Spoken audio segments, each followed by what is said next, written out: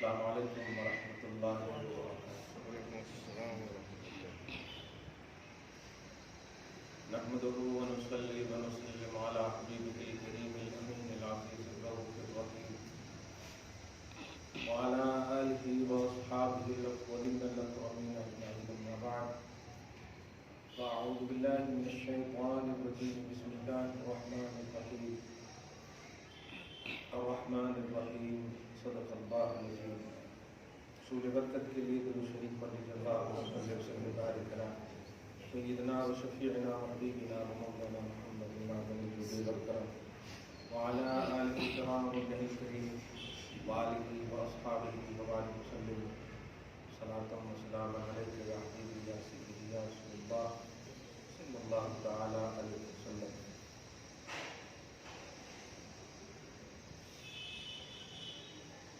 قادری کر قادری ور قادریوں میں اٹھا، قدر عبدالقادر قدرت نما کی ناز دے، غوث اعظم بمن بے سر و ساما مدد، قبلہ کی مدد کعبہ ماں مدد۔ اللہ رب العزت کے فضل و کرم سے ہم سب توحید و رسالت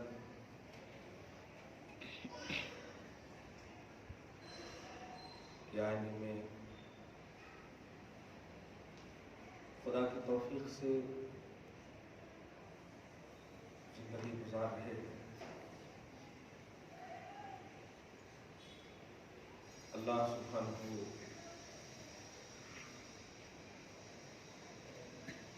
دائمیت ہم سب کو نصیب فرمائے۔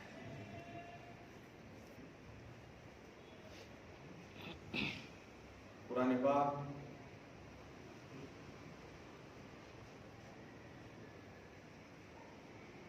اللہ کا محبوب کلام ہے۔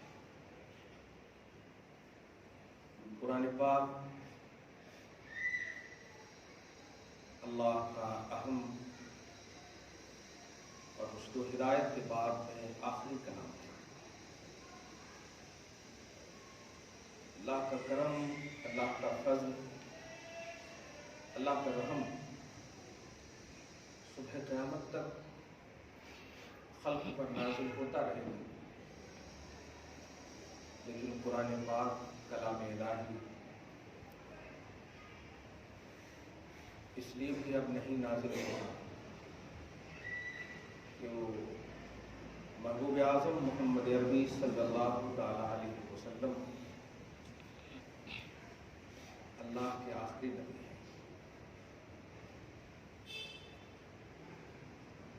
سلطان الانبیاء، امام الانبیاء،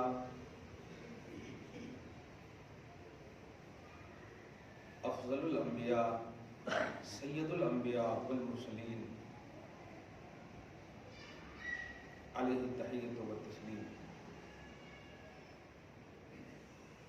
ہی ذات و صفات الہی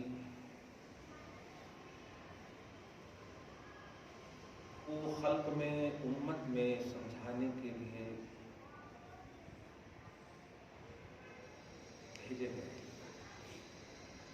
خدا کی معرفت، اس کی ذات و صفات کی معرفت بغیر واسطہ رسالت کے بے ایمانی ہے۔ ممکن نہیں کا جملہ بول ہی نہیں سکتے، بے ایمانی ہے۔ عقیدہ توحید یہ ہے کہ اللہ سبحانہ نے قرآن پاک میں مقصد نزول قرآن کا ایک جملہ پیش فرمایا ہے جو سورہ شعراء میں ہے۔ میں آیت ایگزیکٹ پڑھتا ہوں۔ علی قلبک،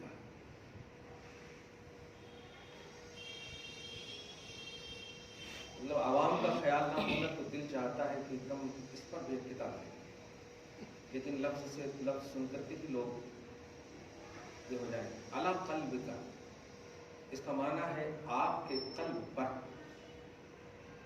یہ اللہ فرما رہا ہے، میرے حبیب واسطہ نزول کا جبرائیل کو بنا رہا، لیکن انتخاب آپ کے قلب کو کرنا ہے۔ نزل بہ الروح الامین علی قلب، میں چاہتا ہوں لوگ مجھ سے ڈریں، میری بارگاہ کا تقوی حاصل کریں، میری محبوبیت حاصل کریں۔ میں چاہتا ہوں کفر سے باز آئیں، چاہتا ہوں شرک نہ کریں، چاہتا ہوں، لیکن اس چاہت کا صدور علی قلبک، آپ کے دل سے آپ، چنانچہ اسی آیت کے بعد علی قلبک لتکون من المنذرین، منذرین،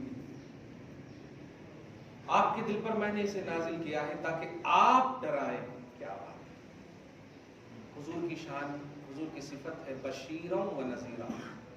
بشیرن کا مطلب کیا ہوتا ہے؟ اللہ کے انعامات، ایک لفظ صرف نہیں بولی آپ کی جنت کی بشارت دینے والے، نہیں، اللہ کے انعامات کی بشارت دینے والے، اور اللہ کے خوف اور عذاب سے ڈرانے والے نذیر۔ مطلب بشارت اور انعام تو اللہ کا ہے، انعامات، اکرامات، نوازشات تو اللہ کا ہے، اللہ کے پاس ہے، لیکن یہ دستے مصطفیٰ سے ملے، یہ میں چاہتا ہوں۔ خوف اللہ کا ہو لیکن یہ زبان مصطفیٰ سے نکل کر ہو، یہ میں چاہتا ہوں۔ یہ جو توحید کی ریئلٹی ہے، یہیں پر جو ہے لوگ مس کر رہے ہیں اور دو طبقے میں بٹ جا رہے ہیں۔ اگر مقصد توحید کا یہ لطیف اور واضح کہو، واضح فارمولا سمجھ لیں تو قسم خدا کی یہ طبقات ہو ہی نہیں، یہ مسالک ہو ہی نہیں، لیکن اللہ کی مرضی ہے، اللہ کا منشا ہے، اللہ کا ارادہ ہے۔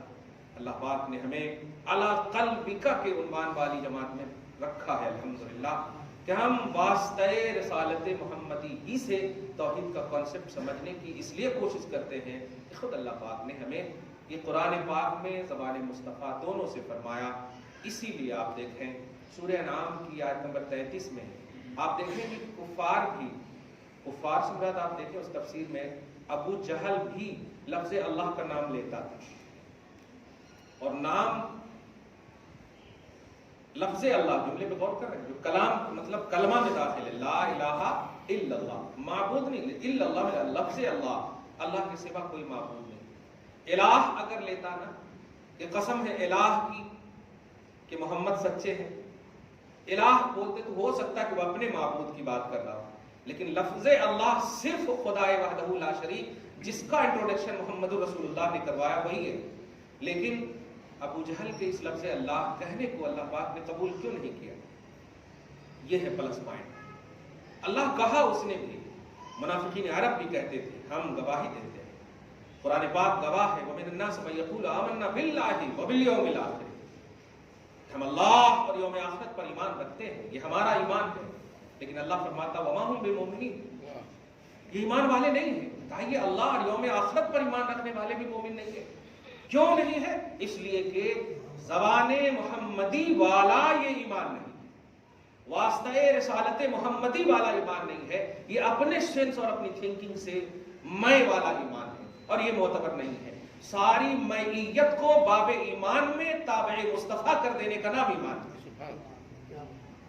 قرآنی تصور دے رہا ہوں، اس میں عقیدت کا آئینہ اگر حاوی ہو گیا پھر کچھ نہیں، حقیقت کے آئینے میں اسے سنیں۔ اللہ کو ہم سب کو اسی پر قائم رکھے اور ریفریش فرمائے۔ درود شریف پڑھیں، اللہم صلی علی محمد وعلی آل محمد وسلم، صلی اللہ تعالی علیہ وسلم۔ پارٹ 30 ہے آج، غوث اعظم اور ترجمہ بسم اللہ۔ اب تو لگ رہا ہے کہ ایک دم الحمدللہ ہم دھوبی والا واقعہ بیان نہیں کرتے، ہم غوث پاک میرے سامنے ہیں تو الحمدللہ غوث پاک کو ہم چاہتے ہیں، عبدالقادر جیلانی کو ہم چاہتے ہیں، الحمدللہ۔ واہ اپنے نانا کے اس عظیم الشان نواسے کی عظمتوں کو قربان، کیا پیش کیا ہے انہوں نے۔ آپ اپنے معاشرے میں ہر شخص سے یہ بول رہا ہوں جو لوگ نگیٹو ہیں، وہ خاص طور سے کیوں نگیٹو ہیں، آپ بھی اپنی ایک کوئی چھاپ چاہتے ہو نا کہ مجھے لوگ یاد کریں۔ یاد رکھو نبی کی محبت کے بغیر اللہ پاک نے چاہا ہی نہیں ہے کہ لوگ آپ کو یاد رکھیں۔ ہاں اگر آپ چاہتے ہیں یاد رکھیں تو یاد دو طرح سے لوگوں کو رکھا جاتا ہے، ایک نگیٹو اور پازیٹو۔ آج ابو بکر صدیق کو بھی لوگ یاد رکھ رہے ہیں رضی اللہ عنہ، اور ابو جہل کو بھی لوگ یاد کر رہے ہیں۔ تو تو یاد ہے دونوں کی، لیکن ایک کے لیے رضی اللہ عنہ اور ایک کے لیے لعنت کا پہلو ہے۔ وجہ کیا ہے؟ حضور پاک صلی اللہ علیہ وسلم کی محبت میں جو زندگی گزرتی ہے، اس کے کارنامے سارے ایک طرف اور یہ محبت مصطفیٰ ایک طرف ہے۔ اسی لیے میں کبھی بھی فکری دنیا میں بھی مطالعہ کرتا ہوں تو ابو بکر صدیق کی بارگاہ میں حاضر ہو کر عرض کرتا ہوں، آپ نبیوں کے بعد سب سے افضل کیوں ہیں؟ نبیوں کے بعد سب سے افضل کیوں ہیں؟ آپ کی طرف سے تو 100 کتاب کیا 5-6 کتاب بھی نہیں امت کو ملی۔ آج تو دارالفتہ میں اگر 3 سال 4 سال 5 سال مفتی فتویٰ لکھنا شروع کر دے تو لوگ مومنٹو، لوگ ایوارڈ اور لوگ پھولاں کیا کیا کی پیش کر رہے ہیں۔ لیکن آپ غور کریں، افضل البشر بعد الانبیاء بالتحقیق سیدنا ابو بکر صدیق، حضور پاک صلی اللہ علیہ وسلم کہ یہ پیارے افضل کیوں ہے؟ کیا بار بار وہی جملہ آپ سننا چاہتے ہیں؟ نہیں، سارے کارنامے ایک طرف، لیکن نبی کی محبت کی جو ریئلٹی ہے وہ اگر حاوی ہو جائے تو سب پر وہ حاوی ہے۔ ابو بکر صدیق کی طرح صداقت، محبت، مودت، غلامی، رشتہ رسالت میں جو استحکام ہے کسی کو یہ حاصل نہیں ہے، اس لیے سب سے وہ افضل ہے، اسی لیے سب سے افضل ہے۔ آپ کو بھی محبت حاصل ہے، لیکن آپ کے ماں باپ کے اعتبار سے آپ افضل ہو سکتے، جانے والوں کے اعتبار سے، گزرنے والوں کے اعتبار سے، اپنے بعد والوں کے اعتبار سے آپ افضل ہو سکتے ہو، لیکن اوپر میں اگر آپ جائیں گے تو ابو بکر صدیق کی طرح محبت مصطفیٰ جان رحمت صلی اللہ علیہ وسلم سے کسی کو یہ حاصل نہیں۔ آپ سوچ سکتے ہیں، آج آپ جائیں گے نا، خدا کرے جو نہیں گئے ہیں ایک بار ضرور جائیں۔ آپ میڈیا پر دھیان نہ دیجئے، آپ اللہ پر دھیان دیجئے، اللہ نے آپ کو بچایا ہے، رسول پاک کے کرم پر دھیان دیجئے۔ الحمدللہ یہ سوشل میڈیا، پرنٹ میڈیا ہو، الیکٹرانک میڈیا ہو، جو یہ عجیب سی خلجان کی دنیا میں لا دیتے ہیں، کمال ہے۔ ہر کھانسی کو کورونا، ہر سردی کو کورونا، یہ عجیب سی بات ہو گئی ہے۔ اللہ پاک آپ کو محفوظ فرمائے، لیکن آپ جو ہے نگیٹو نہ رہیے، پازیٹو رہیے الحمدللہ۔ کیوں؟ اس لیے کہ آپ کے پاس اللہ ہے، آپ کے پاس رسول اللہ ہے۔ آپ اتنی بڑی بڑی طاقت اپنے پاس رکھ کر کے آپ ڈر رہے ہیں، آپ مت ڈریے۔ اللہ چاہے سب کچھ ہو سکتا ہے، اللہ نہ چاہے کچھ نہیں ہو سکتا ہے۔ بس اس ایمان پر رہیں، اس پر قائم رہیں، آپ اپنی لائف کو ایک دم جاری رکھیے۔ الحمدللہ صبح و شام زندگی آپ کی خوشگوار ہوگی، خدا کرے صبح و شام بشارت ملے۔ ہمارے بزرگوں کی اللہ مدد فرمائے، حفاظت فرمائے، بچوں کی بھی حفاظت فرمائے، سب کی حفاظت فرمائے۔ اب ذرا غور کریں، درود شریف پڑھیں، اللہم صلی علی محمد وعلی آل محمد مبارک وسلم۔ تو کہہ رہا تھا آپ مکہ جب جائیں گے، آج کی تاریخ کے حساب سے بول رہا ہوں، کل تو اور پرخطر حالات ہوں گے۔ آج جو ہے تقریباً 3000 فٹ اوپر ہے غار ہرا اور 5000 فٹ اوپر ہے غار ثور، آج کے حساب سے بولو۔ اب تو چڑھنے کا بنا دیا گیا ہے، اس وقت کا منظر تھوڑا سی آپ لائیے، جب نبی صلی اللہ علیہ وسلم باذن الہی، بتقاضۂ توحید، بمنشأ خدا ہجرت کا حکم ہو کر کے جب تشریف لے جانا چاہ رہے تھے تو کسی اور کو نہیں، کسی کے پاس نہیں، سیدنا ابو بکر صدیق کے پاس جا کر کہتے ہیں کہ اللہ کا حکم ہو چکا ہے، چلنا ہے۔ اس سے یہ نہیں کہا ڈائریکٹلی کہ تم کو بھی چلنا ہے، بس چلنا ہے کا جملہ کہا، وہ معاک یا رسول اللہ، میں بھی آپ کے ساتھ آتا ہے۔ کیا بات ہے! آج تو مرید بھاگنے کی کوشش کریں گے، نہیں کہ آج ہی لوگ جا رہے ہیں، اب کسی اور سے مرید ہو جاتے ہیں، ایسا۔ لیکن حضور پاک صلی اللہ علیہ وسلم کا یہ چہیتا کہتا میرے پاس، میں بھی آپ کے ساتھ آقا، ہاں اسی لیے تو آیا ہوں۔ اب ذرا یہاں پر کے بعد کا جو منظر آپ لیجئے، ایک ہوتا ہے ساتھ جانا۔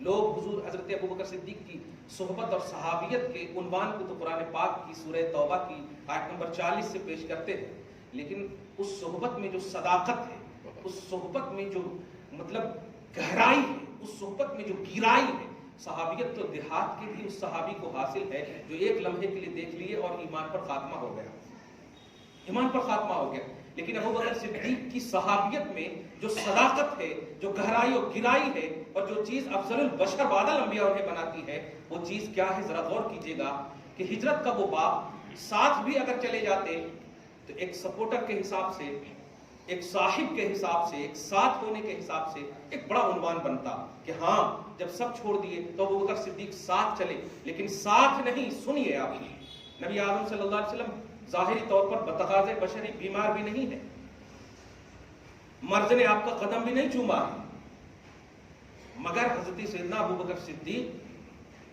حضور پاک صلی اللہ علیہ وسلم کو اپنے کاندھے مبارک پر اٹھاتے، بس اس لفظ پر آپ غور کیجیے، جب نبی بالکل ہر طرح سے بتقاض بشری صحیح سالم ہیں، تو پھر ابوبکر صدیق اچھا ایسا بھی کر سکتے تھے نا، 5 منٹ تم لو 5 منٹ ہم لیتے ہیں، ایسا بھی ہوتا ہے نا، دوستی کا ایک عنوان یہ بھی ہوتا ہے، لیکن نہیں، آپ نے کاندھے پر لیا اور اب جائیے کعبہ کی اس سرزمین پر، اب آپ جائیے۔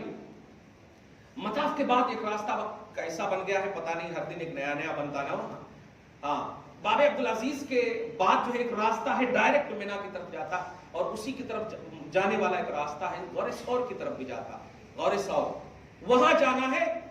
ایک تو راستے میں اتنی طوالت ہے، پھر نیچے سے اوپر تک جانا ہے، جو آج کے حساب سے 5000 فٹ ہے، آج جو بنا دیا گیا اتنا اچھا، اس وقت تو سارے صرف بڑے بڑے کیلے، بڑے بڑے پتھر، بڑے بڑے کیا کیا رہتے ہوں گے، آپ سمجھ سکتے ہیں اس وقت کا جنگل، اتنی آبادی بھی نہیں تھی، اس وقت کاندھے پر لے کر نیچے سے اوپر کے پاس غار ثور تک کون لے جانے والا ہے؟ وہ ہے ابوبکر صدیق۔ یہ چیز انہیں سارے صحابہ پر بھی فضیلت بخشتی ہے، یہ چیز صحبت تو سب صحابی کو حاصل ہے، لیکن معیت خاصہ، وتھ ہونا، ساتھ ہونا، جو حضرت ابوبکر صدیق کو حاصل ہے وہ کسی اور کو حاصل نہیں۔ ایسے عالم میں ابوبکر صدیق اپنے دوش پر، اپنے کاندھے پر نبی کو اٹھا کر کے لے جا رہے ہیں، کیا آپ سمجھ رہے ہیں اس بات کو؟ یہی چیز انہیں افضل بناتی ہے، یہ وجہ انہیں سارے انسان سے افضل بناتی ہے۔ ان چیزوں کو سمجھیں آپ، اور ڈویژن کے آئینے میں نہ سنیں سارے صحابی افضل ہیں الحمدللہ، بعد والے سب سے افضل ہیں الحمدللہ، مگر یاد رکھیے گا افضلیت کا راز ان کی رائٹنگ، ان کی روایت، ان کی درایت، ان کا خود اسٹیٹس، ان کا خود نسب و حسب نہیں ہے، مصطفیٰ کی محبت ہے اور صحبت ہے۔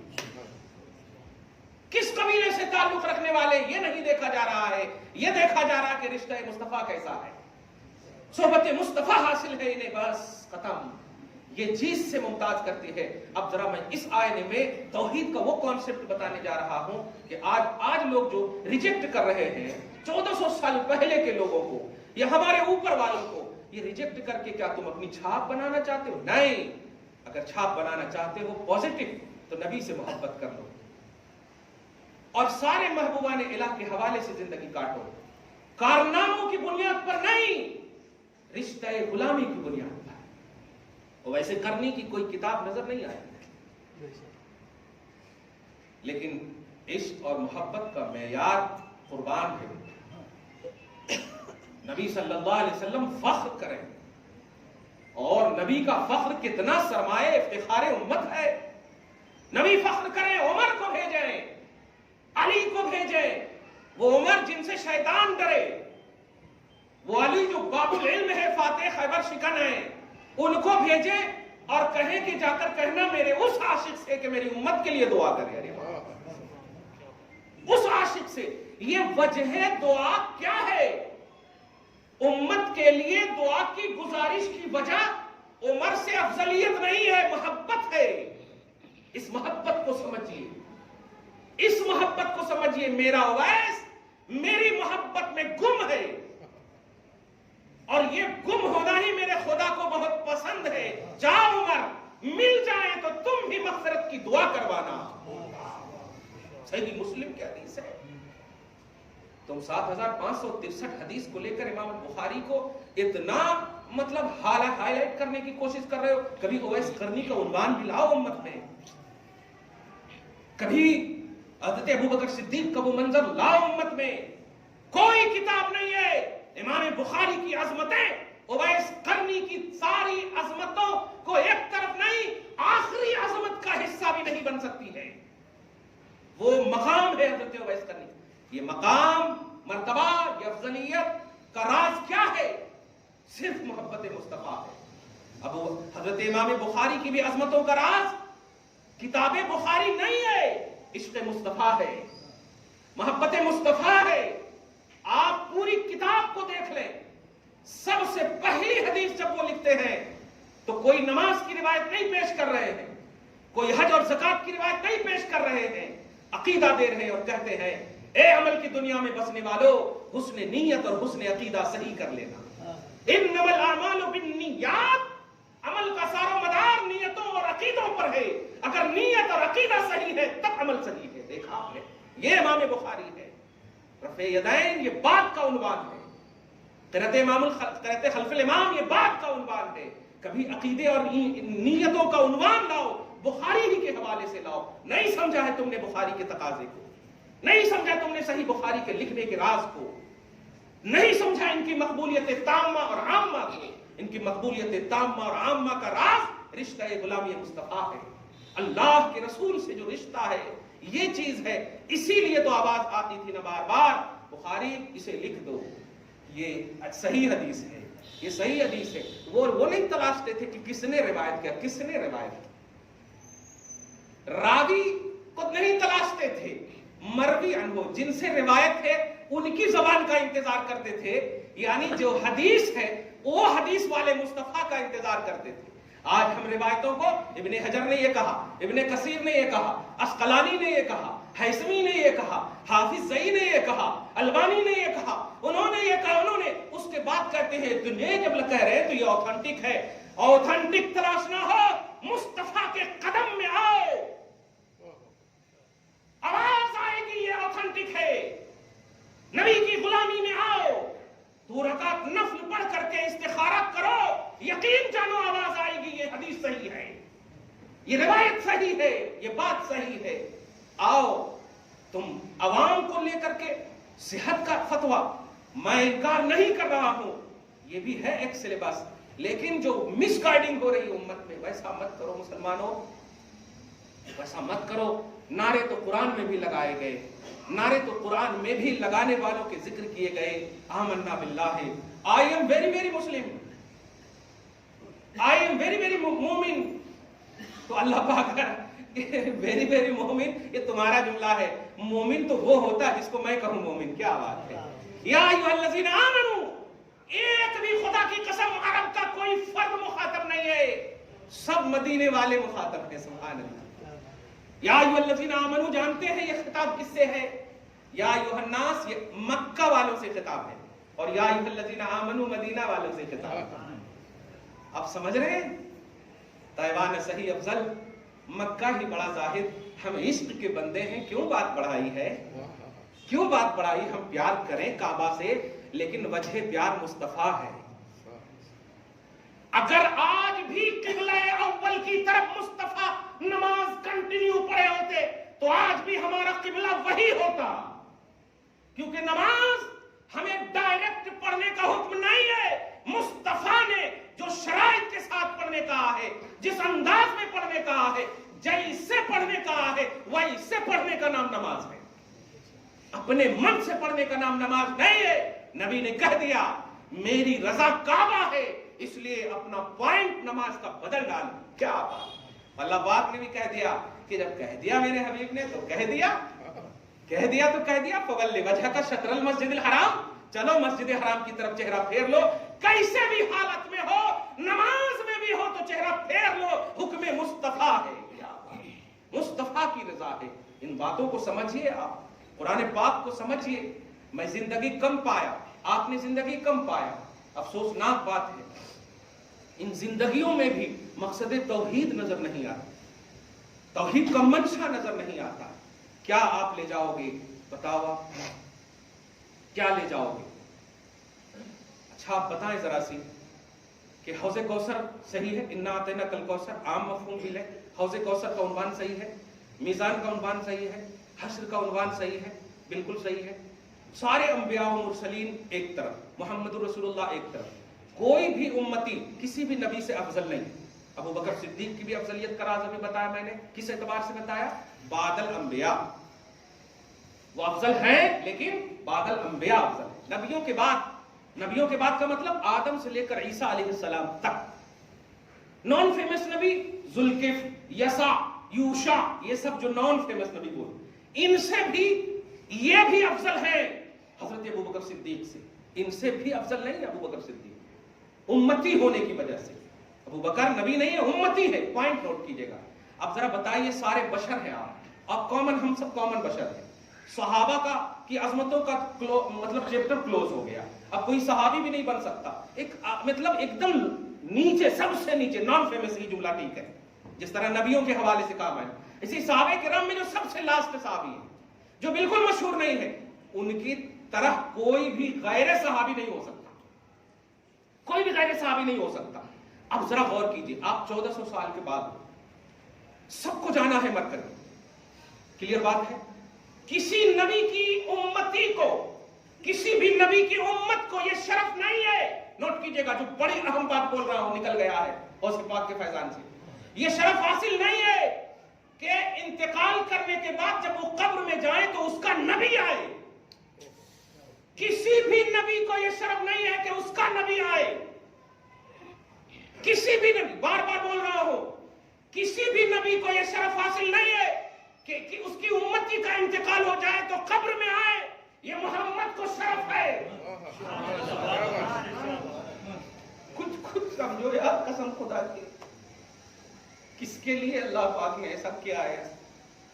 آپ غور کرو، تھوڑی دیر کے لیے غور کرو، نبی تو سب ہے، رسول سب ہیں، انبیاء مرسلین کی اتنی جماعتیں، کوئی شکوہ بھی نہیں ہے، مقصد توحید کو سمجھو، وہاں ریجیکٹ کرنا مقصود نہیں ہے، مصطفیٰ کو اجاگر کرنا مقصود ہے، وہ آدم سے لے کر عیسیٰ تک، وہاں ریجیکٹ کرنا مقصود نہیں ہے، امت محمدیہ کو عظمت بتانا مقصود ہے کہ تیرے لیے میں نے اپنے حبیب کو بھیج دیا، تیرے لیے میں نے اپنے حبیب کو بھیج دیا، تیرے لیے میں نے دنیا میں حبیب کو رلایا، تیرے لیے میں نے دنیا میں حبیب کو تیری مشقت میں پڑھنے کو گرانے کا تصور دیا، تیرے لیے میں نے حریص کی صفت عطا کی، تیرے لیے میں نے عزیز رحیم رؤوف کی صفت عطا کی۔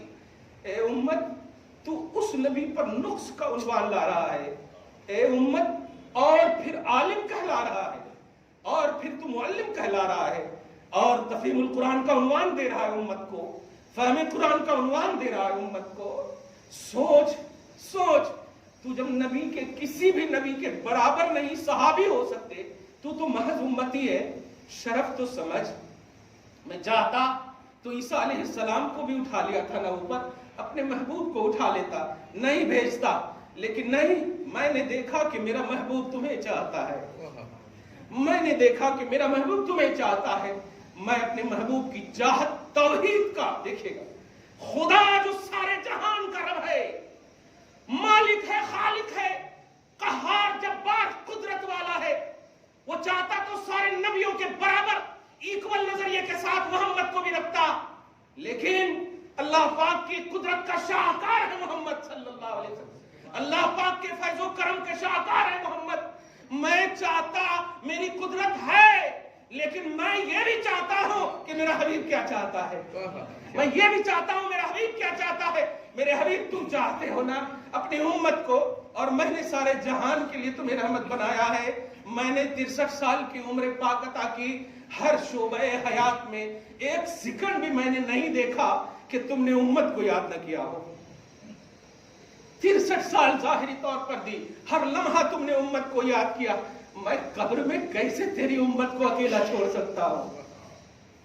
اس لیے میرے حبیب جاؤ، تمہیں یہ پوزیشن دوں گا، تم نے جو امت کو یاد کیا ہے، یہ یاد میں نے کسی میں نہیں دیکھا، یہ یاد میں نے کسی میں نہیں دیکھا۔ اس شرف کی بنیاد پر جاؤ، ان کی برزخی دنیا کو بھی آباد کر دو، ان کی برزخی دنیا کو بھی آراستہ کر دو۔ اور میرے حبیب میدان محشر، میں نے جب دنیا میں نہیں دیکھا کہ سارے سب کے لیے اپنے پیٹ پہ پتھر باندھتا ہو، گھر میں کچھ نہ ہو پھر بھی غیروں کے لیے کھانے کا سامان مہیا کرتا ہو، ہر طرح کی اپنی ضرورت ہونے کے باوجود دوسروں کی ستر پوشی کا لحاظ کرتا ہو، اپنے پاس کچھ نہ رکھ کر سب کچھ عطا کرتا ہو، ایسا تاجدار میں نے نہیں۔ واقعی जैसा तू चाहता था मैंने वैसे ही पैदा किया। मेरे हबीब, मैदान महशर में भी आदम की सफ़वत एक तरफ होगी, शीश की अजमत एक तरफ होगी, नूह की नजायत एक तरफ होगी, कलीम का कलमा एक तरफ होगा। मैं सबकी अजमत व बरतरी को कबूल किया हूं, करता हूं, मेरे महबूब है वो, लेकिन उनकी अजमत व बरतरी का दायरा बड़ा मखसूस है, बड़ा महदूद है, बड़ा लिमिटेड है। और यहाँ तो सब है, यहाँ तो अव्वल से लेकर आखिर तक मखलूक है। इसलिए यहां भी मेरे महबूब वो अजमत चाहता हूं मैं जिनकी अजमत में हमागिरियत हो। अब उन्वान भी मिल गया कि मैदान महशर में आदम क्यों नहीं आ रहे हैं, शीश क्यों नहीं उभर रहे हैं, नूह से लेकर ईसा तक क्यों नहीं उभर रहे हैं, क्योंकि वो अपना दायरा समझ रहे हैं, अपना स्टेटस समझ रहे हैं। सोचो उम्मतियों, नबी के बराबर कोई उम्मती नहीं हो सकता। सोचो उम्मतियों, नबी के बराबर, आम नबी के बराबर अबू बकर सिद्दीक नहीं हो सकते। और वो नबियों अपना दायरा समझकर उस पुरखतर आलम में भी जबकि चाहे तो पोजीशन है, अजमत है, वजाहत है, रुतबत है, रिक्वेस्ट कर दे तो अल्लाह कबूल कर सकता है। लेकिन नहीं, मकसद तौहीद अजमत मोहम्मदी को उजागर करना है ना। इसलिए अंबिया और मुरसलीन को भी अपने दायरे को समझकर न इस्तेमाल करना, ये बात बता रहा है कि मैं बताना चाहता हूं, ए उम्मतियों, तुम सब कुछ हो सकते हो, नबी नहीं हो सकते हो। देख, मैदान महशर कायम है, अजमत मुझे मिली हुई है, नबूवत सबसे बड़ी अजमत है, रिसालत सबसे बड़ी अजमत है, वजाहत और रुतबत खुदाबंदी मुझे हासिल है, यूज नहीं करूंगा। इससे मालूम हुआ मजबूर नहीं हूं, लेकिन मुस्तफा की अजमत के सामने झुकना यही सबसे बड़ी तौहीद है। नबी की शान के सामने झुकना यही मंशा खुदा है। खुदा की रजा चाहते हो तो मुस्तफा के सामने झुको। देख, नबियां हैं, अबू हजरत आदम के पास गए भी हैं, आप जाकर बोल भी रहे हैं, अंत मस्जूदुल मलाइका, आप तो मस्जूद मलाइका है, अला तरा मा नहनु फी है, हमें नहीं देख रहे हैं, हम किस मुश्किल में है। फसअलिल्लाह, आप अल्लाह से सवाल तो कीजिए और शफाअत तो कीजिए, कुछ तो कीजिए हमारे लिए। ऐसे आलम में इतने, अच्छा कोई ज्यादा नहीं डिफिकल्ट चीज मांगी थी, बल्कि स्टेटस बताया था कि आप मस्जूद मलाइका है वगैरह वगैरह, आपके लिहाज से ये सारी चीजें आपने बताई। लेकिन हजरत आदम क्या कह रहे हैं, ला नफसी नफसी नफसी नफसी, मजबूरी नहीं है, बस मैं अपना दायरा समझता हूं, यह है मफहूम, मैं अपना स्टेटस समझता हूं, यह है मफहूम, मैं अपनी जान समझता हूं, यह है मफहूम। इज़हबू इला गैरी, आज तो मेरे अलावा एक ही जात है जिसको उन्वान महशर बनाया गया है, मैदान महशर का उन्वान बनाया गया है। जाओ मेरे अलावा की तरफ। आदम के बाद नूह के पास, नूह के बाद आते आते ईसा के पास आ रहे हो।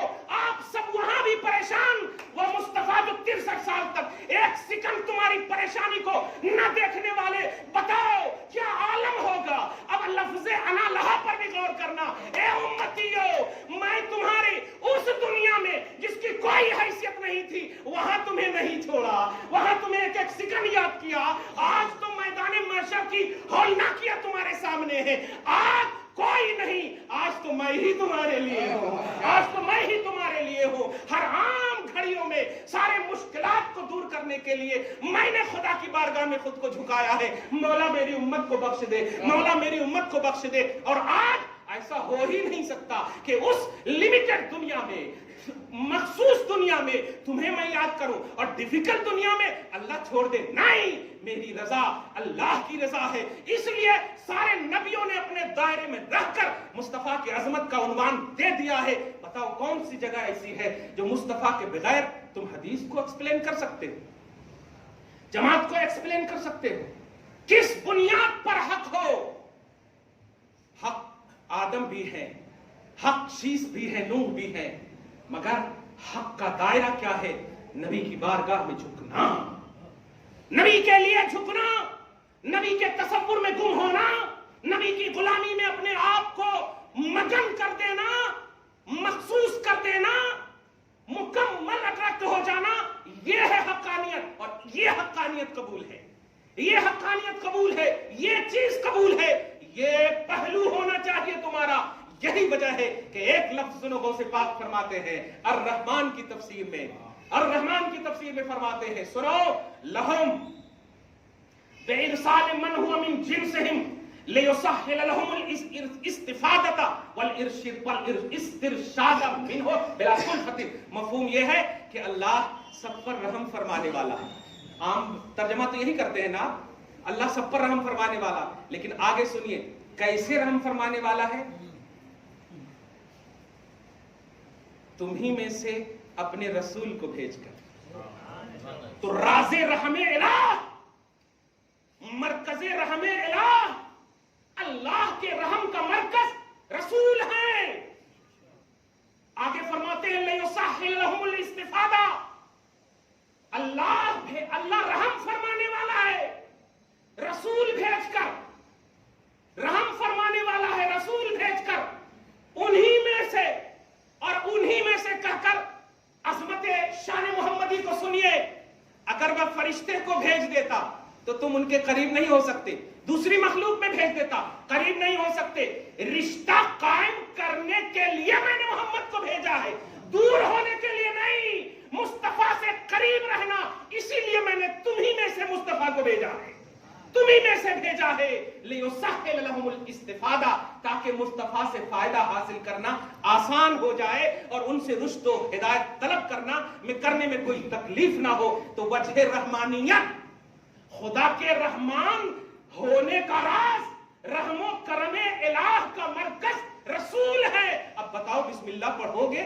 بسم اللہ الرحمن الرحیم، ہر چیز کا آغاز بسم اللہ سے کرتے ہوا قرآن پاک نے ہمیں تصور دیا ہے۔ مسلمانوں، نبی کے بغیر اپنی زندگی انکمپلیٹ ہے، نبی کے بغیر، کیونکہ نبی ہماری ضرورت ہے، نبی ہماری ضرورت ہے، ہماری ضرورت کی تکمیل ہے۔ دعا ہے اللہ آپ کو شاد رکھے، آباد رکھے، پروردگار فیوز و برکات جیلانی سے آپ کو ہم سب کو مالا مال فرمائے، آمین بجاہ سید المرسلین وما علینا الا البلاغ المبین۔ جو سنت نہیں پڑھ سکے سنت پڑھ۔